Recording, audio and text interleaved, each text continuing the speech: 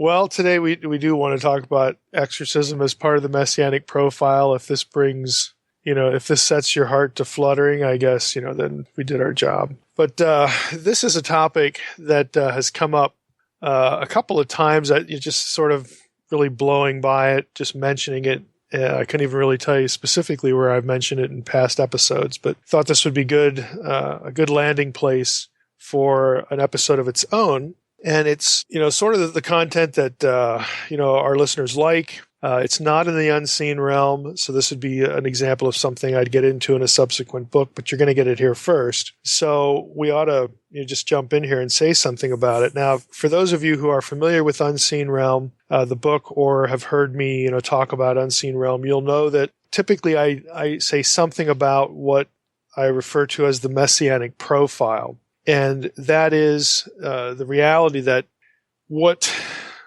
is given to us in the Old Testament in terms of who the Messiah would be, what he'd be like, what he'd do, what he'd say, all that sort of thing, none of that is really spelled out in very specific verses. I mean, it's hard to find more than one line saying something about the Messiah. And in the Unseen Realm, I talk about how this is important, because it factors into what Paul said in 1 Corinthians 2, that had the rulers of this world, the powers of darkness, known what the plan was, they never would have crucified the Lord of glory. And the idea is that the profile, and specifically the plan, was deliberately obscured. You had to you could only really tell what the plan was and the fullness of the picture in hindsight, because then you would be able to go back and pick up, the parts of the profile scattered in 100 places in the Old Testament, put them all together, and you get this complete picture of, who the Messiah would be, what he was supposed to do, what he was about, what the plan was, what the end game was, all these sorts of things. And you only get part of that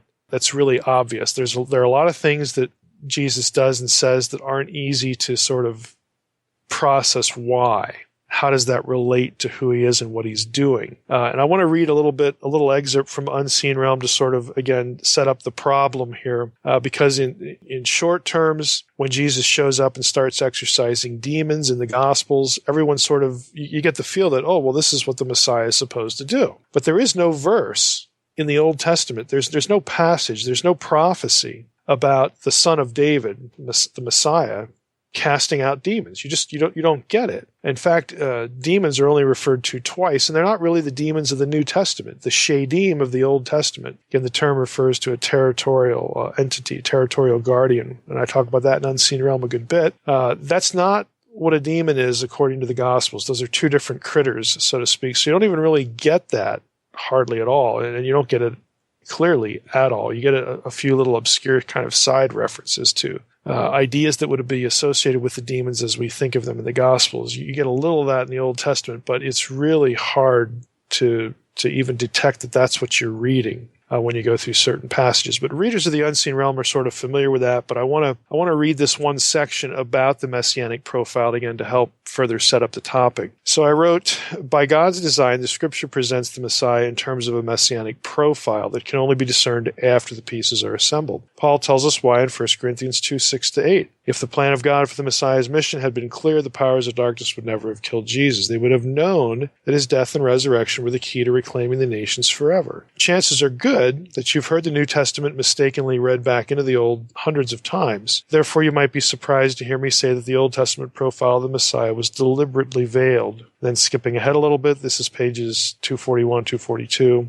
I write this. Even after the resurrection, the disciples had to have their minds supernaturally opened to see a suffering Messiah. The risen Jesus says that explicitly in Luke 24. This is verses 44 through 45. These are my words that I spoke to you while I was still with you, that everything that is written about me in the law of Moses and the prophets and the Psalms must be fulfilled. Then he opened their minds to understand the Scriptures. So this is after the fact. I mean, the risen Christ is standing in front of them, and he still has to open their minds. And a big part of the reason is because the information is just scattered. It's blown up into 100, or pieces or so, that only in hindsight can they be properly put back together and parsed. And my last statement here from the book, the point is straightforward. Only someone who knew the outcome of the puzzle, who knew how all the elements of the Messianic mosaic would come together, could make sense of the pieces. Jesus had to enable the disciples to understand what the Old Testament was simultaneously hiding and revealing. It wasn't a matter of reading a verse here and there. So again, that's from pages 241 through 242 of Unseen Realm. Now, to sort of bullet point the topic for today, what we have here, in the New Testament, specifically in the Gospels, is the title Son of David. Son of David is found only in the Synoptic Gospels. So that's element number one. Element number two is that title is associated with a figure who heals and exorcises demons in the Gospels. Third point, while healing is a clear part of the Messianic profile in the Old Testament, remember Jesus quotes a passage from Isaiah to that effect that includes healing. So while that part's kind of clear, exorcising demons, casting demons out, is not clear at all. There is nothing in the Old Testament, at least to surface reading, that is about this. So where in the world would they get this idea?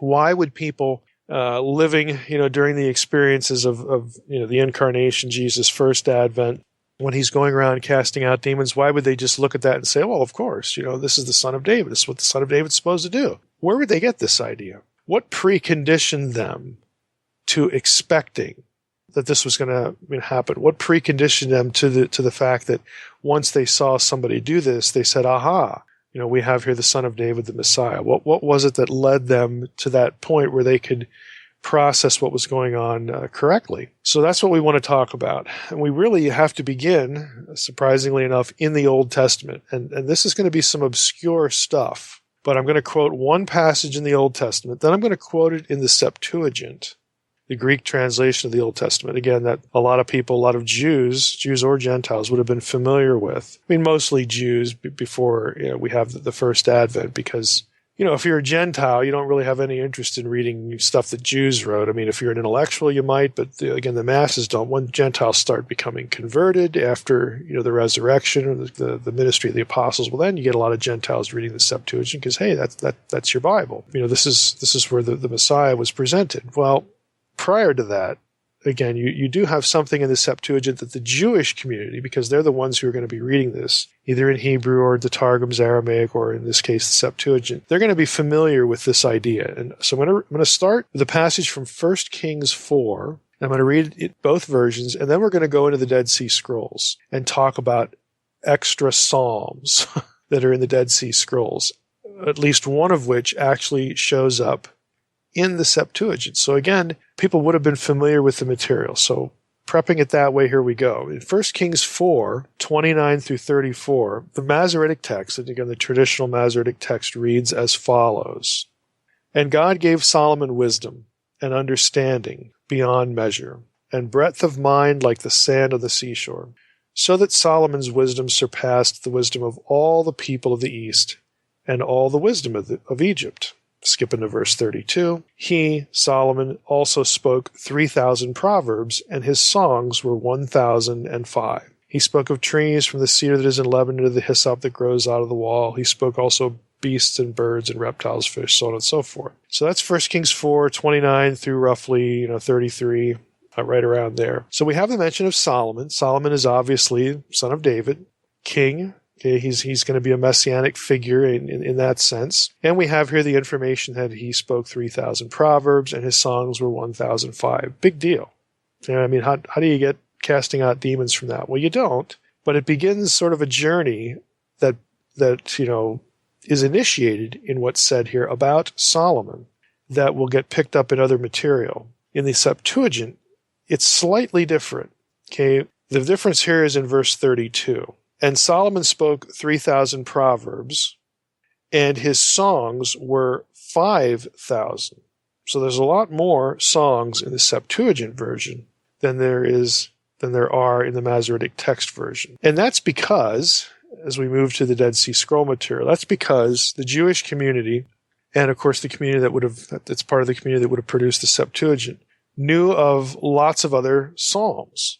And we're going to focus on one of those that shows up in the Dead Sea Scroll material that is actually not only interesting, but references, and here's the key thought, the Scrolls material references what we just read in 1 Kings 4 about the songs and I'm going to use a very suggestive word here, the utterances of Solomon.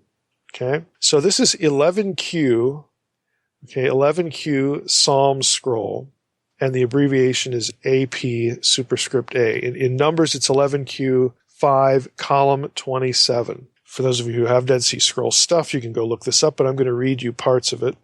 So this is a psalm about David.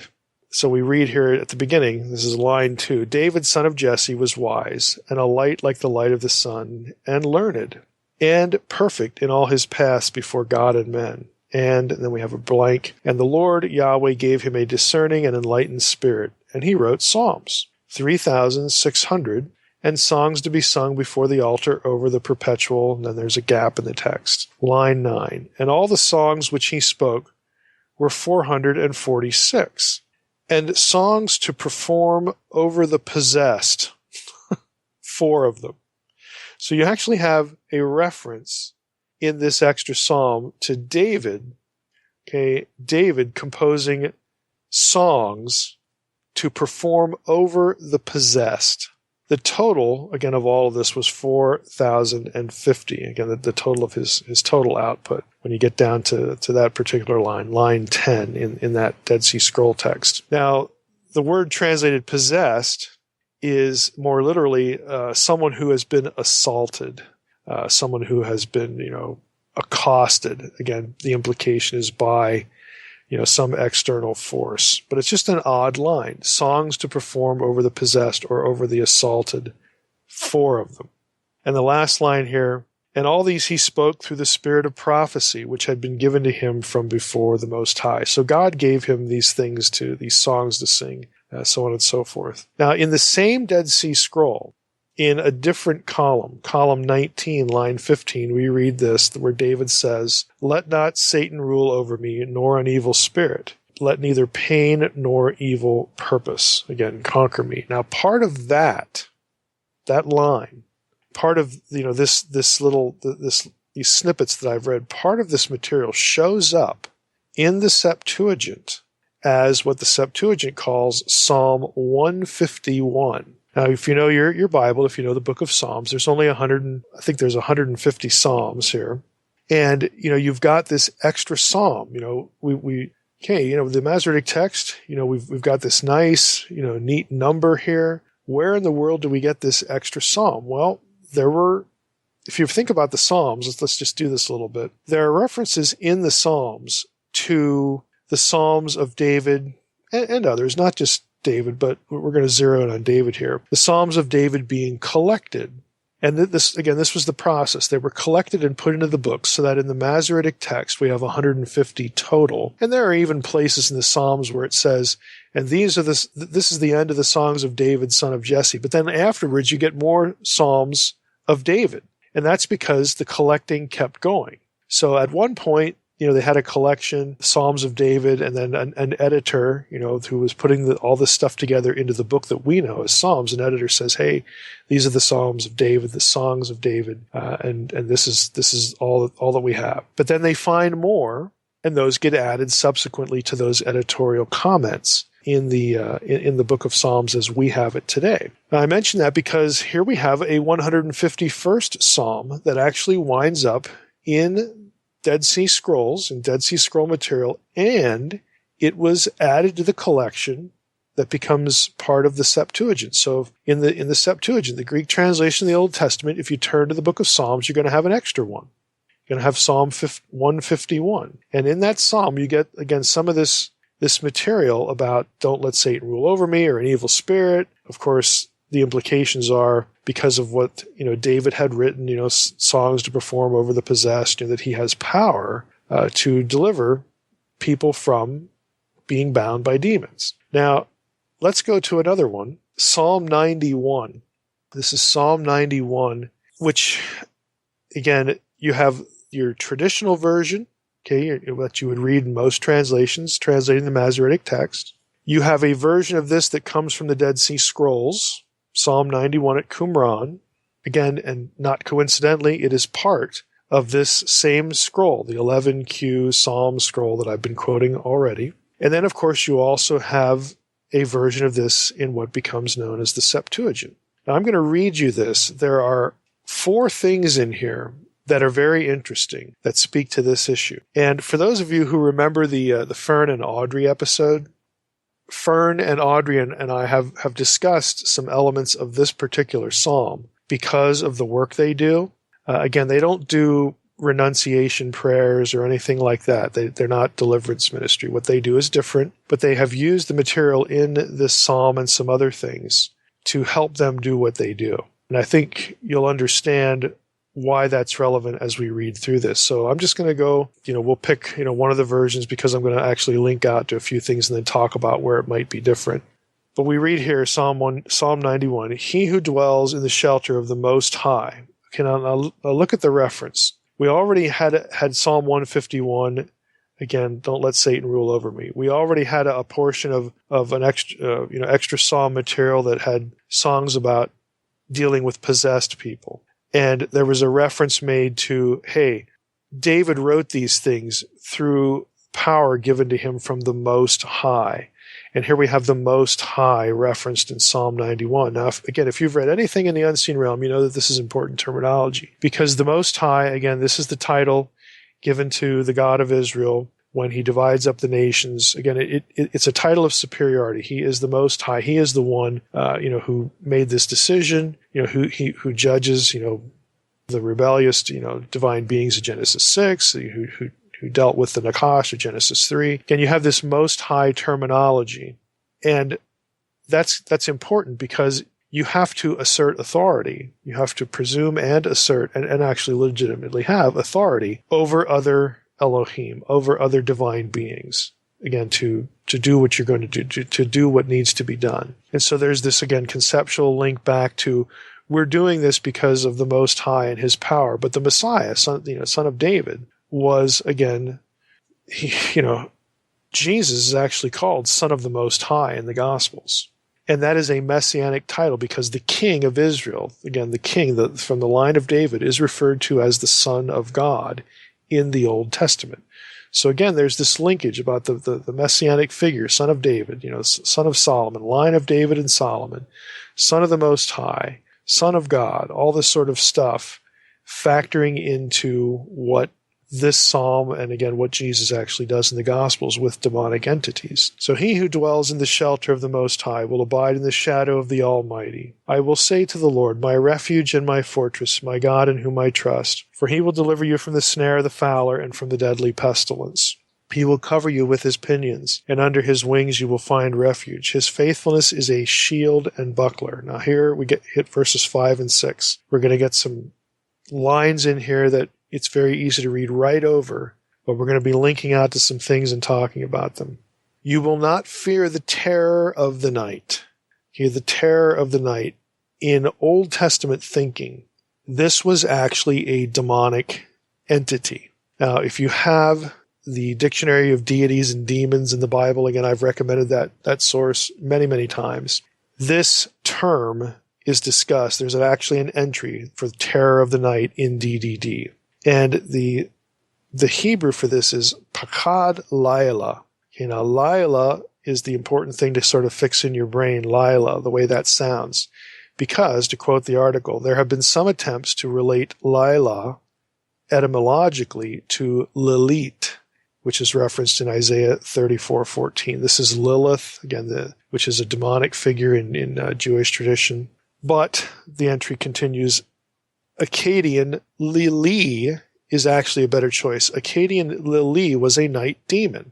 So Lili, Lila, it's different than Lilith.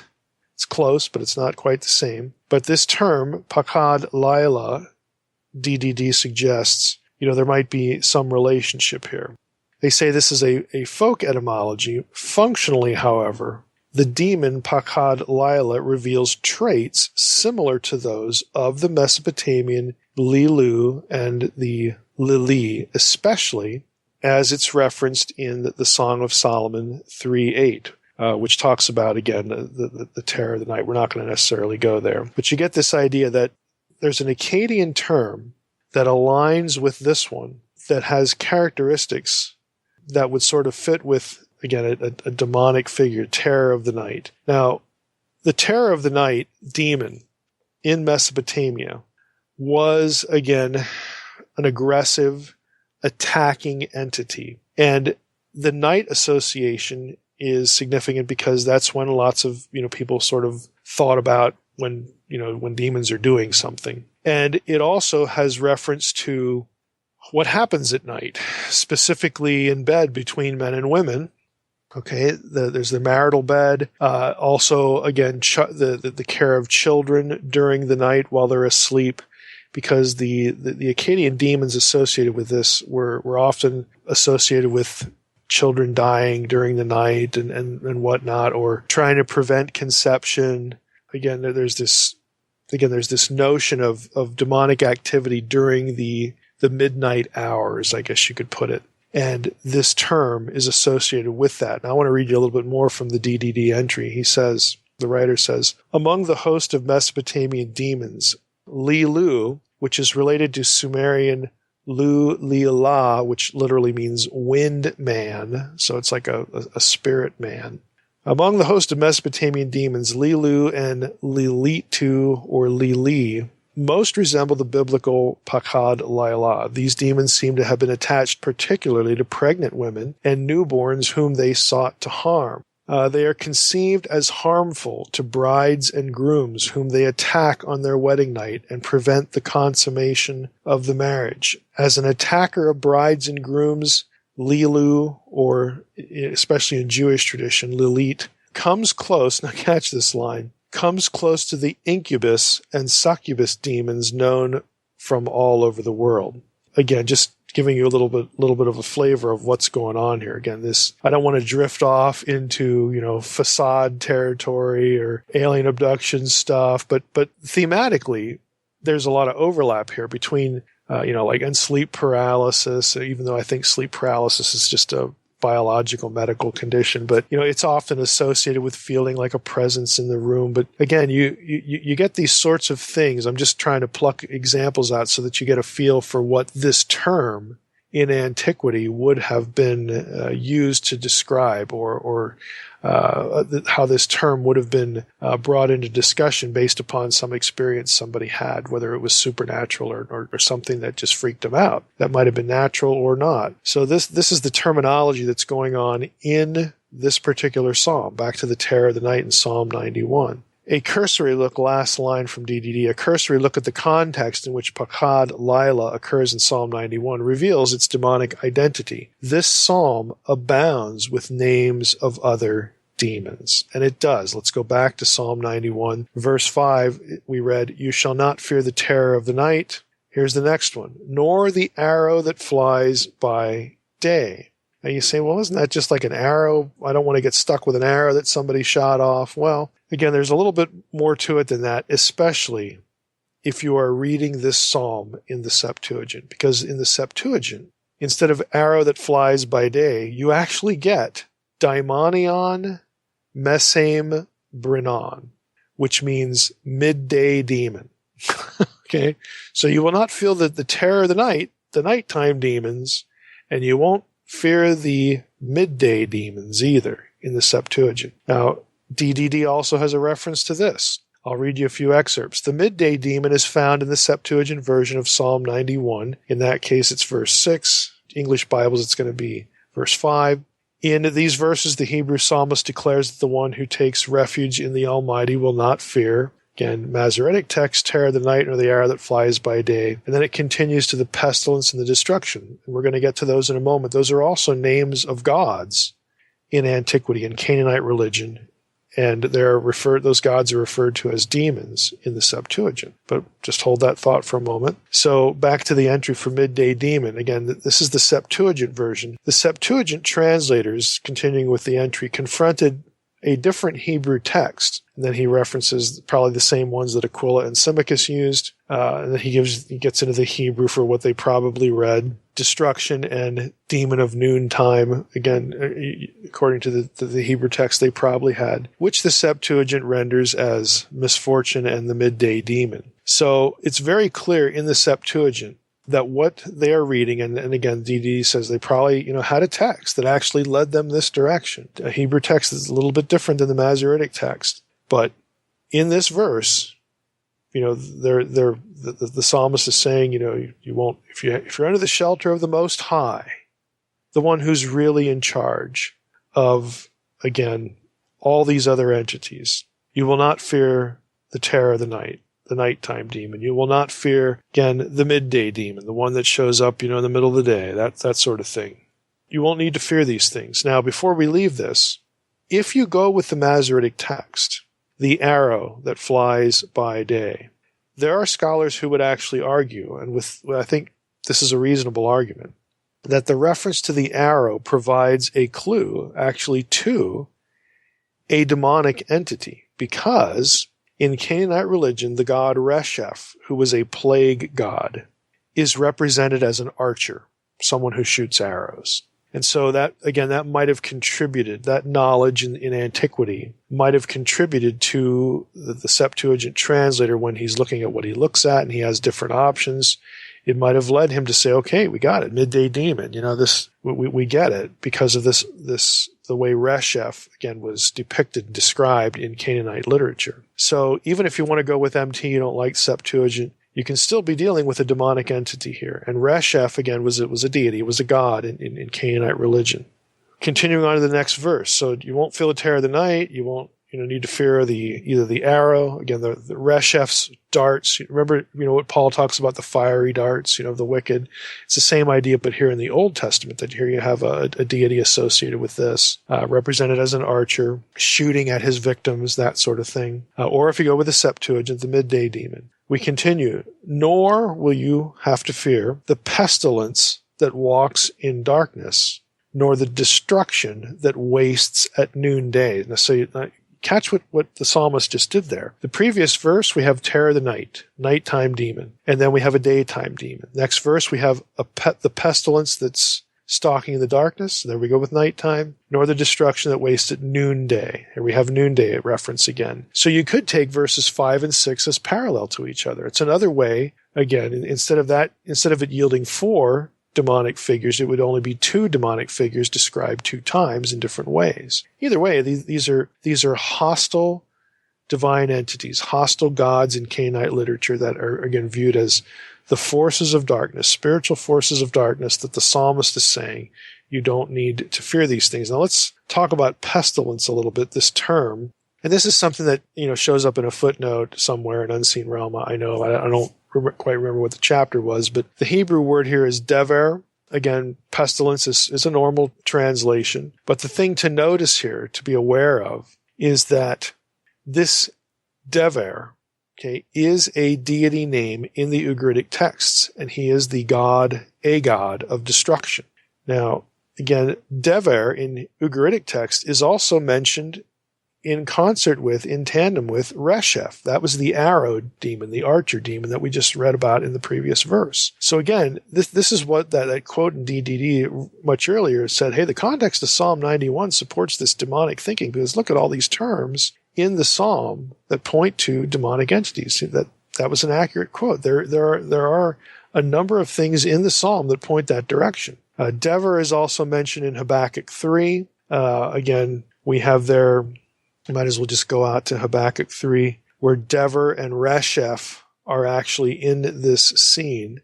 We have here, I'll just start at the beginning. O Lord, I have heard the report of you, and your work, O Lord, do I fear. In the midst of the years, revive it. In the midst of the years, make it known. In wrath, remember mercy. God came from Teman, and the Holy One from Mount Paran. His splendor covered the heavens. The earth was full of his praise. His brightness was like the light. Rays flashed from his hand, and there he veiled his power. Before him went pestilence, and plague followed at his heels.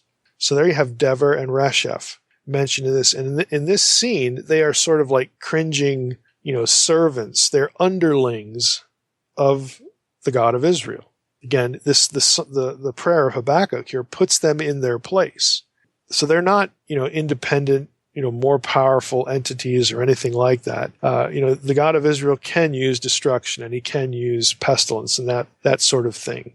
But what you get in Canaanite religion, these are distinct deities, and they're in opposition, of course, to what's going on in Israel. And in the psalm, they become enemies, they become rebels, they become threats, to God's people. And that's why we have this psalm, that you don't need to fear these entities because the God of Israel is more powerful than they are. And in fact, again, the supposition is that the Most High can and will deliver you from these things. So let's go to, again, quickly, the other reference, the destruction reference. This is not Resheph, this is Ketev. The term Ketev appears 4 times in the Old Testament, DDD again. Its basic significance is destruction. In Ugaritic, this name would be pronounced Kezev, and it occurs once in Ugaritic, and Kezev is a buddy or kinsman of Mot, the god of death, in Ugaritic thinking. And in Hosea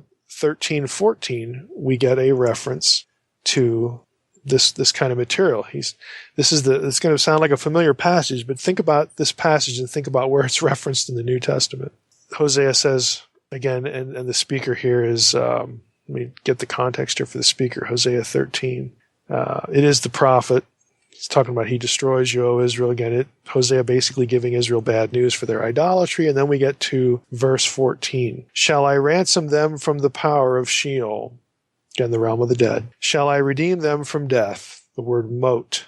O death, O Mot, where are your plagues? And the word there is Dever. O Sheol, where is your sting? The word there is Ketev. Compassion is hidden from my eyes. Now, where do we see that quoted in the New Testament? O death, okay, where is your sting? Okay, all that sort of thing. We get it in 1 Corinthians 15:55. O death, where is your victory? O death, where is your sting? And it's a passage about the resurrection, okay, because the resurrected Messiah and the resurrection itself conquers death, conquers Sheol, conquers the plagues that, people get that send them to the underworld. It conquers the destruction, again, that results in people dying and all this sort of stuff. It's a reference to, again, the power of the God of Israel over these forces, these entities, these things, and ultimately even the power of death. Well, that's important because all of those things, the resurrection, is tied to the Messiah. Okay, this was the plan of salvation. The Messiah needs to die and rise again to, again, complete, to really bring into effect, kickstart, bring to fruition the whole plan of salvation history in the Old Testament. And the Messiah is the son of David. The Messiah is the son of Solomon. Okay, again, the Davidic line. All of these ideas, again, are interconnected in the Old Testament mind, in as part of the Messianic profile. The Messiah will have power over the terror of the night. The Messiah will have power over the terror of the day. Again, nighttime demon, daytime demon. The Messiah will have power over pestilence, Dever, destruction, Ketev. Both of them are buddies of Mot, death, in Hosea 13:14. The Messiah will have the power over, now catch what I'm saying here. Again, if you've read The Unseen Realm, this is going to click with you pretty easily. The Messiah has the power over the realm of death, the Lord of the dead, who is Satan, and everybody who works for him. Okay, the minions in the realm of the dead, who are, in the Old Testament context, they're described by these God terms, these pseudo lesser hostile God terms. In the Septuagint, this terminology is going to be put into demonic terms, and in the New Testament, in Greek, all of this is going to be put under demonic terms, because this is where the demons dwell. Yes, the demons in the Gospels, demons in the New Testament are the spirits of the dead Nephilim. We get that. Again, we're not going to go over all that ground in this podcast episode, but this is where they live. Okay, even in the Old Testament, you get that. You get the dead Rephaim, who are Anakim, who are descendants of the Nephilim. You get them living in the underworld. They live in the realm of the dead. They come out, they seek embodiment, they seek to possess people. Again, we understand that from the Gospels, but who is Lord of all of this? Okay, who's Lord of the dead? Who's Lord of the minions running around that run the place, that afflict people, okay, that bring destruction and plague and all this stuff, and of course the Lord of the dead himself? Well, the answer is the Messiah.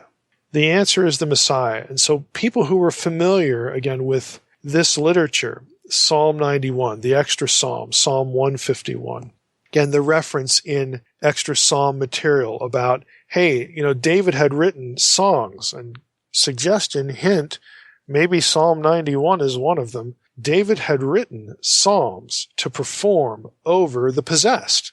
4 of them. Remember that Dead Sea Scroll we read a few minutes ago? So if you're familiar with this material, when Jesus shows up and starts casting out demons, starts giving his disciples power over demons, the theological messaging is quite clear. This guy has to be the Messiah, because only the Son of David, only the Messianic figure, only the Messianic king would have been authorized, would have been empowered to do this, and to do it for real. As other than being a pretender, he not only has the power, but he dispenses it to his followers, to his disciples. And again, it's no coincidence that when Jesus does this stuff, the first time that he does this is he sends out the 70. Okay, it's always done in conjunction with the launch, the kickstarting of the kingdom of God over against the kingdom of Satan. Again, all of these things have to be taken together collectively in context. They are part of the messianic profile that in and of itself is splintered, is scattered, and the pieces start coming together and converging into and around, clustered, in connection with this figure, Jesus of Nazareth. I mean, again, the theological messaging would not have been lost to someone, again, familiar with these texts. And I'm not saying they could quote them. Maybe I'm sure a lot of them could. But even if they had heard them, when Jesus starts doing this stuff, the bells and whistles are going to start going off in their head. They would associate this with Messiah. Now, one passage yet to mention about that people would have conceivably had in their head, at least by the time of the writing of the Gospels, would be something Josephus says. Josephus, in his Antiquities book, and again, Josephus was a first century figure, so again, you would have had to, the Gospel readers and writers may not have had this, but certainly Josephus is actually sharing Jewish tradition, with his readers. He doesn't just make this up when he decides to write something down. He writes this: "Now the sagacity and wisdom which God had bestowed upon Solomon was great, so great that he exceeded the ancients, insomuch that he was no way inferior to the Egyptians." Again, he's drawing on that 1 Kings 4 passage that we read, "who are said to have been beyond all men in understanding." Okay, this is Antiquities 8.2.5. If you want the actual references, this is line 45 now. "God also enabled him," Solomon, "to learn that skill which expels demons, which is a science useful and sanative to men. He composed such incantations," again, utterances, songs, this sort of thing, stuff that you say or sing. "He composed such incantations also by which distempers are alleviated." So he was a healer too. "And he left behind him the manner of using exorcisms by which they drive away demons, so that they may never return." Again, this is part of Jewish thinking. This was associated with Solomon. Again, because of some of the texts that we had read, we read earlier in this episode. And by the time Jesus shows up, there's a body of tradition based upon, again, Qumran material, Jewish material. This is Hebrew Jewish material that, of course, gets translated into the Septuagint, and Psalm 91, the extra Psalm, Psalm 151, which is in the Septuagint, also helps create this body of thought, this body of tradition that associated the son of David, the son of Solomon, the Solomonic Davidic line, associated that messianic figure with the casting out of demons. And this is why, when Jesus starts doing this, nobody blinked an eye. Nobody said, "Hey, where's the Messiah supposed to be doing that? Chapter and verse, please." No, they don't say that. They again have this expectation because of this material. And so that's why, again, this part of the messianic profile that we read in the Gospels that isn't very transparent in the Old Testament, why it's still a legitimate connection back into the Old Testament as part of the messianic figure, the messianic profile.